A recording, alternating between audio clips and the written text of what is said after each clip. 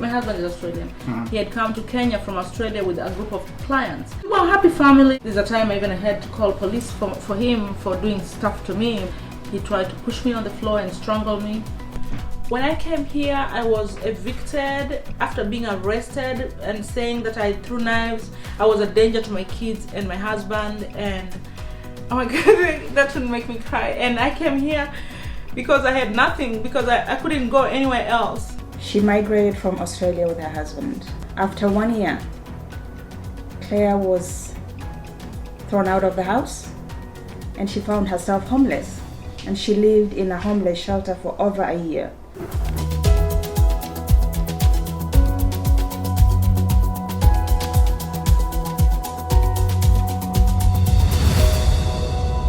Working in Kenya's most popular tourist destination, the Masai Mara, famed for being home to the eighth wonder of the world, the greatest wilder-based migration, Claire Mudeitsi Eleanor easily won the heart of an Australian tourist.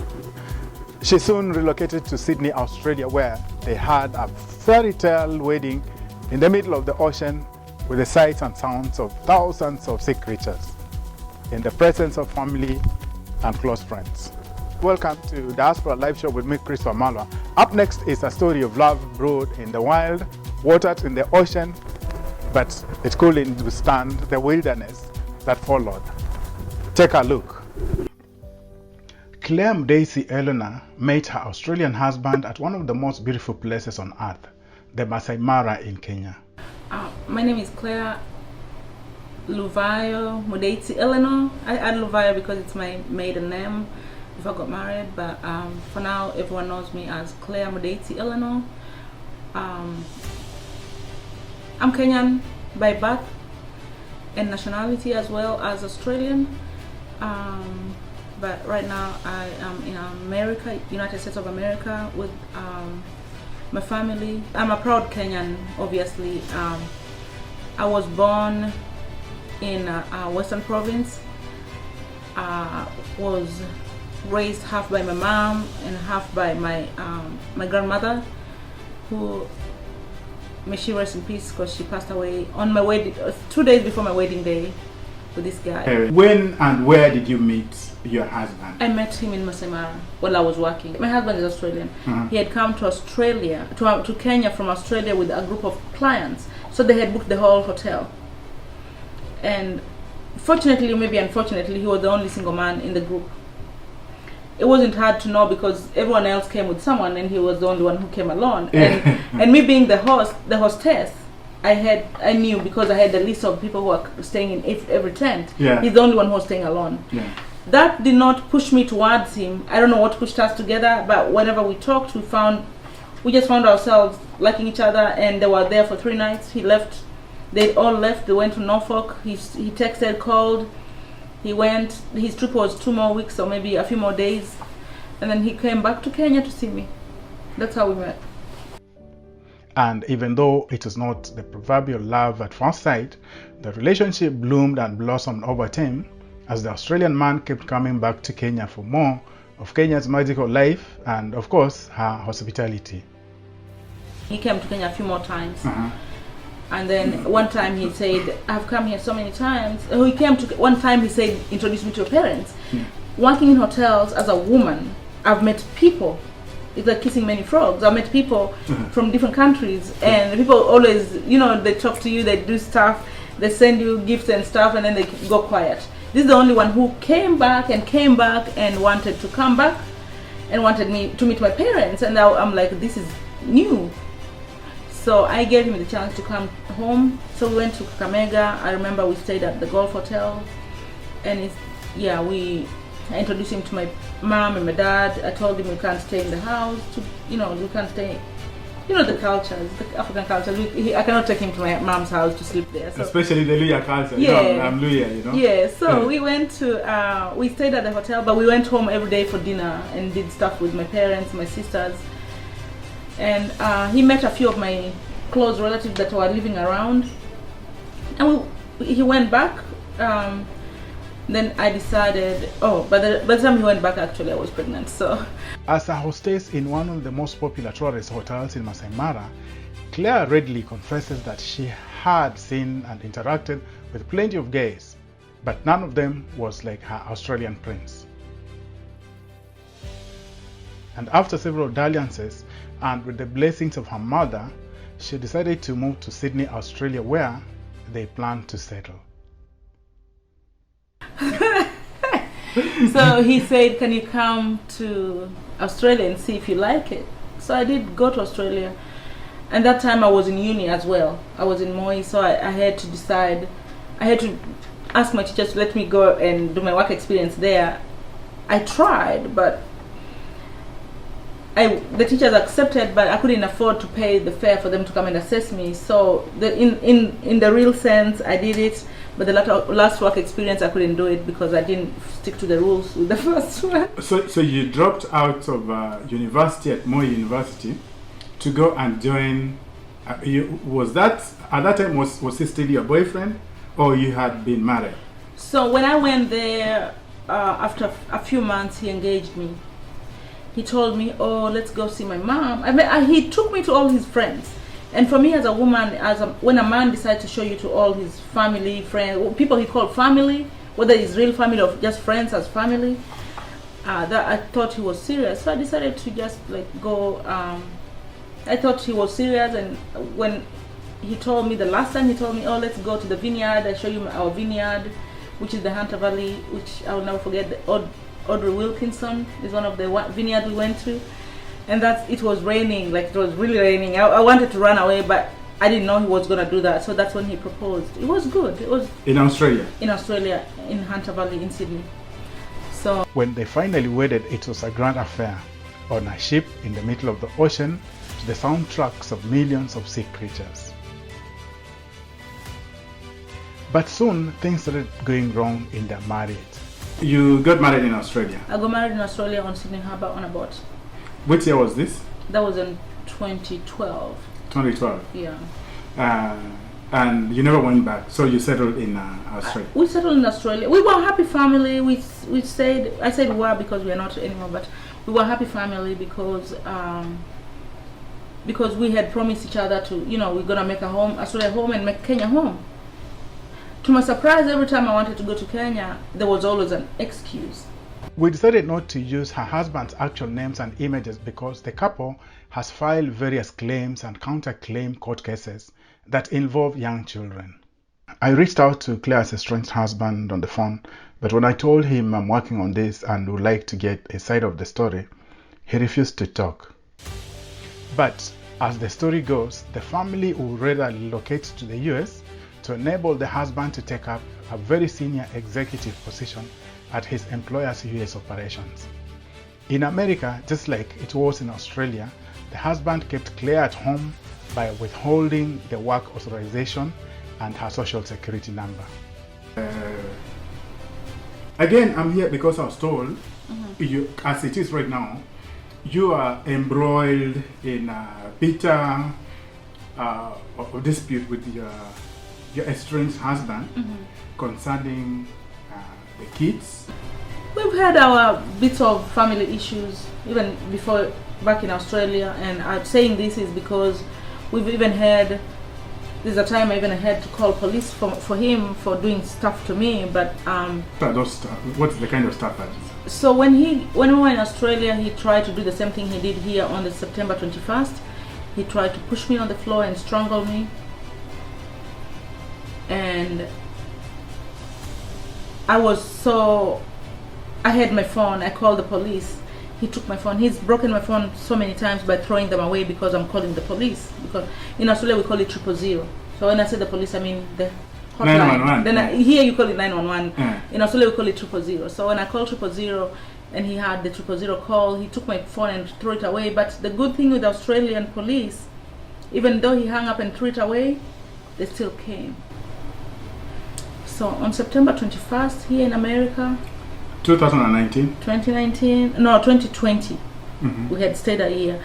September of 2020, we had not, the night before we had an argument almost the whole week. He had been going away and lying to me. I could know he's lying, but I don't have any proof to say he wasn't lying.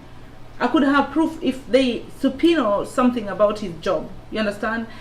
But he could tell me, I'm going somewhere. He could even call me. He could go somewhere that he always goes Monday to Friday. Then he would even call me and tell me, oh, they've extended the trip up to Sunday. So in other words, he would just be away. And saying this is because he didn't even know. I realized 4 years in a row he never was in my birthday. He was on kid's birthday. I was there for his birthday. 4 years in a row. He was never there for my birthday. His job, his boss gave him an assignment on my birthday all the time for 4 years. Today is Claire's birthday, and from the look of things, she's likely to spend the day alone in her apartment, wallowing in misery. So as the shadows lengthen and the sun sinks down to rest, she decides to go out to her best restaurant and treat herself to a sumptuous meal and a glass of wine. The birthday was okay. I had lobster tails for dinner. Yeah, I did have lobster tails for dinner. I enjoyed it. It took a few thoughts away from my head. And I tell myself, happy 40th birthday, Claire. I'm 40. I need to be wiser. But everyone keeps telling me forgive and forget. I'm not so sure about that. But I'll try to be wise. Okay. I'll try to be wise. I like this water. Saratoga sparkling water is my favorite. Claire's marital troubles are not unique. Indeed, separation and divorce are standard features of modern-day marriages, especially in America. But this case has attracted the Kenyan community in the US because Claire, a poor black African woman, is up against money, power, and white privilege. Both Claire and her estranged husband accuse each other of domestic violence and abuse that endangers not just their lives but that of their children too. The cases are in courts in Montgomery County in Pennsylvania, a predominantly white county. This case has attracted and has been marred by accusations of racial and favoritism from the start. Your husband is very rich. He wants to buy you out of the relationship, to shut you up. He's done that already. He wants you to sign off your kids, 3 kids.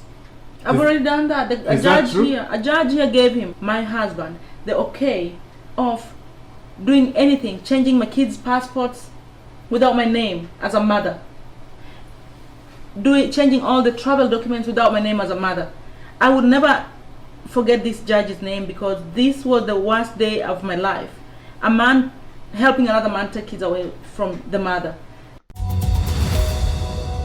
Claire's story was picked up by a group of Kenyan women under the Kwitu umbrella, and these women have been trying to help her navigate through the challenging judicial US system. This house here is what they call a shelter for the homeless in the state of Pennsylvania. Claire spent a little over a year in this house, a far cry from an 8-bedroom bungalow she once called home and from which she was ejected. When I came here, I was evicted after being arrested and saying that I threw knives. I was a danger to my kids and my husband, and oh my God, that would make me cry. And I came here because I had nothing, because I couldn't go anywhere else. It's so the only place I could come to, and even when I didn't, they told me ask for everything. I did ask for stuff, but for me, the most important thing after sleeping out for 3 nights in my car in winter, just giving me a roof was enough. I never asked for anything. I think this lady who was my case manager did not even understand why I'm not asking for things. She thought, every time she thought I had money, I could tell her moving. She said, oh, the shelter will give you this much towards moving. When I asked for it, she said, give me your bank statements. I had no bank statement to give. My husband had closed all the accounts. Kenyans, especially members of the Kenya women in the US, commonly known as Kwitu, believe that Claire has no chance in the judicial system that criminalizes blacks. Claire alleges that she's the one who called 911 after an altercation, but when the police arrived, she's the one who was handcuffed and almost thrown into jail. As a supportive stay-at-home mom with 3 children, married to the president of one of the fastest rising building products company in Pennsylvania, Claire was ejected out of her matrimonial home and spent weeks in a shelter for homeless people. Yes, my name is Rhoda and I am originally from Kenya, currently residing in the state of Pennsylvania. When did you meet Claire and where? I was introduced to Claire by a friend that resides in Washington, D.C. and she contacted me and explained Claire's situation. She said there was a Kenyan that had just migrated from Australia and she was in Philadelphia and alone. And she was going through some very difficult situation and she was alone and needed somebody that has been in the state of Pennsylvania that understands some of the how things work in the state of Pennsylvania. So I reached out to Claire over the phone and we had a conversation and she explained to me what was going on in her life.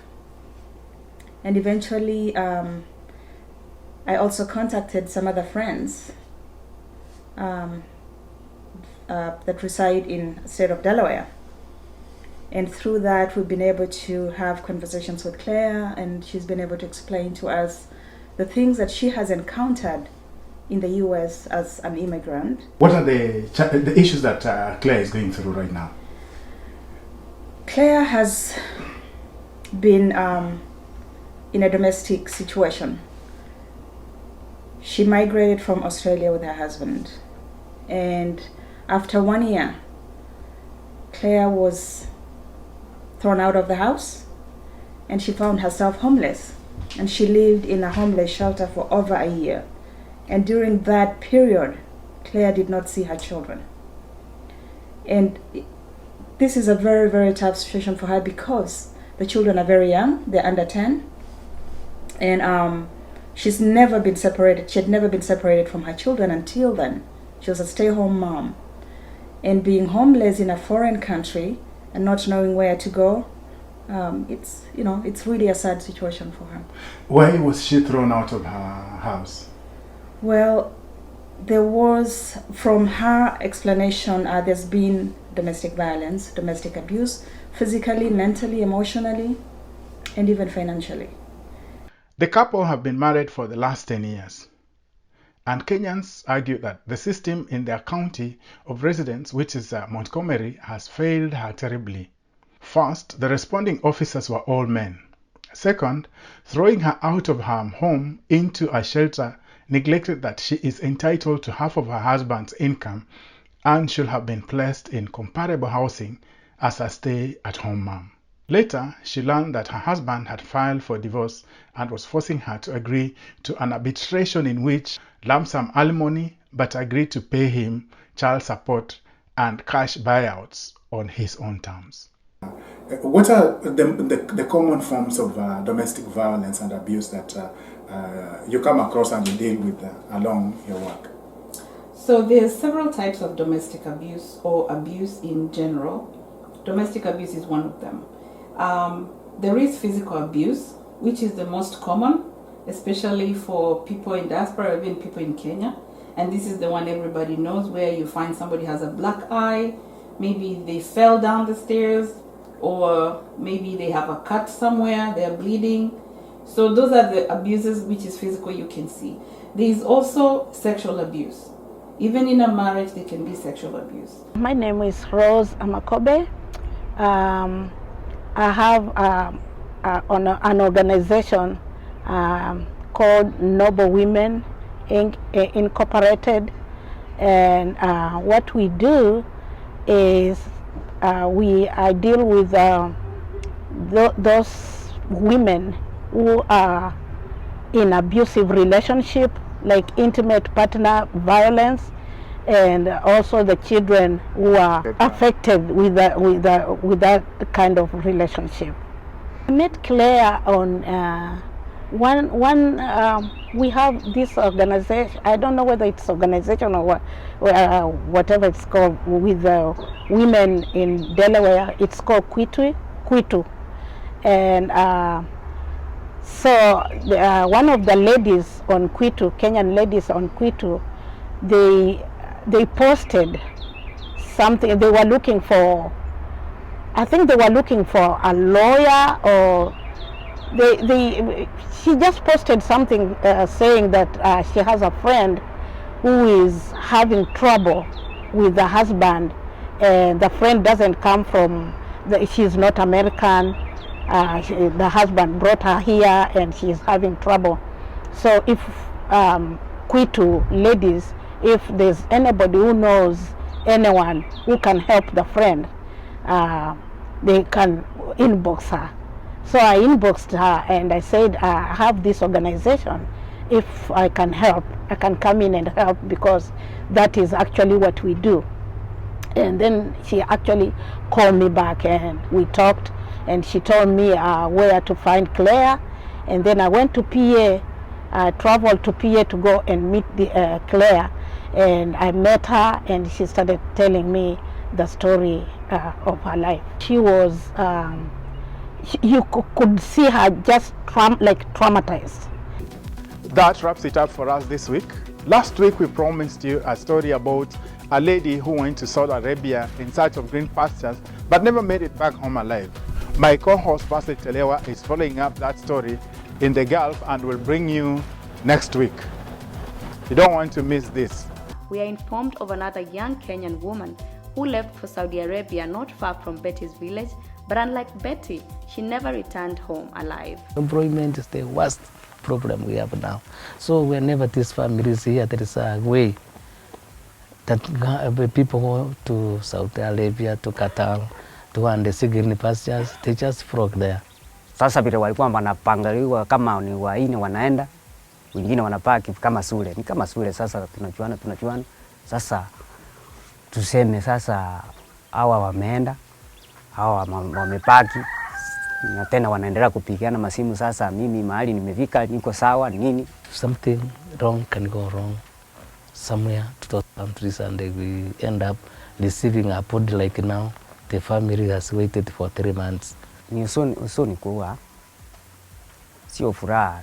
Sasa nitaweza sema sasa acha turete ngao tukamuzike. Sasa hapa tuendelee sasa, kama maisha kuwe ngumu sasa, hiyo ni hata kosi itakuwa ngumu, lakini tutajaribu maisha. Let them use the mechanism available to make sure that our girls, our people going abroad, particularly Middle East countries, that's a point of contention. Let us have rules. Let us have rules between the two countries, which safeguards the life, the sanctity of life of those our girls who are going to work there. Wakati nimemleta nimechagua kama pipi yangu, hiyo ndio sitamsahau. Thank you for watching Diaspora Life Show. I've been your host, Chris Omalwa. See you again next week, same time, same place, as we bring you more stories from the diaspora. Have a fantastic weekend.